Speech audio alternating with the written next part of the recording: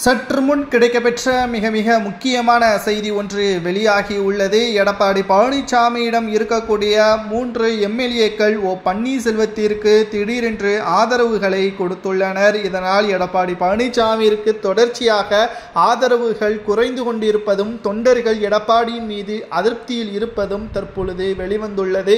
இதை பற்றி இந்த வீடியோவில் முழுமையாக தெளிவாக நாம் பார்க்க போகிறோம்.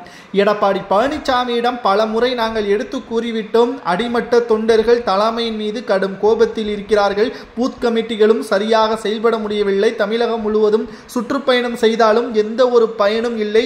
அதிமுகவை ஒருங்கிணையுங்கள், இல்லை என்றால் அதிமுக தோல்விதான். நாங்கள் பணத்தை செலவு செய்வதற்கு தயாராக இல்லை. அப்படி செலவு செய்தாலும் தோல்வி அடைவோம் என்று முன்கூட்டியே தெரிந்த பிறகும் எப்படி செலவு செய்ய முடியும் என்று தென் மாவட்ட நிர்வாகிகளும் எம்எல்ஏக்களும் எடப்பாடியிடம் கடந்த சில வாரங்களாகவே கூறி வந்தார்கள். இதற்கு ஒருபோதும் அதிமுகவில் இருந்து நீக்கப்பட்ட ஓபிஎஸ், சசிகலா, வைத்திலிங்கம், மனோஜ் பாண்டியன், டிடிவி தினகரனை கட்சியில் இணைக்க முடியாது. விருப்பம் உள்ளவர்கள் அதிமுகவில் இருக்கட்டும், அப்படி விருப்பம் இல்லாதவர்கள் அதிமுகவில் இருந்து வெளியேறட்டும் என்பதற்கேற்ப எடப்பாடி பழனிசாமி அவர்கள் பேசியதன் காரணமாகத்தான் தென் மாவட்ட எம்எல்ஏக்கள் 3 பேர் தற்பொழுது ஓபிஎஸ்ஸிற்கு ஆதரவுகளை கொடுத்துள்ளனர். பதவியில் இருந்தாலும் இல்லாமல் போனாலும் நிச்சயமாக ஓபிஎஸ்ஸிற்கு ஆதரவாக நாங்கள் செயல்படுவோம். வருகின்ற சட்டசபை தேர்தலை எதிர்கொள்வோம். அதே தொகுதியில் சுயேட்சையாக நாங்கள் போட்டியிடுவோம் அல்லது ஓபிஎஸ் கட்சியில் போட்டியிடுவோம் என்று அவர்கள் கூறியுள்ளனர்.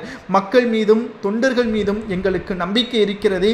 எடப்பாடி அவருடைய ஈகோவின் காரணமாக அதிமுகவை தற்பொழுது மிக மோசமான முறையில் நடத்தி வருகிறார். நிச்சயம் அது அதிமுகவை வெற்றி பாதைக்கு ஒருபோதும் கொண்டு செல்லாது, தோல்வியை பாதையில் தான் கொண்டு செல்லும் என்பதையும் அவர்கள் கூறுவது சரிதானா?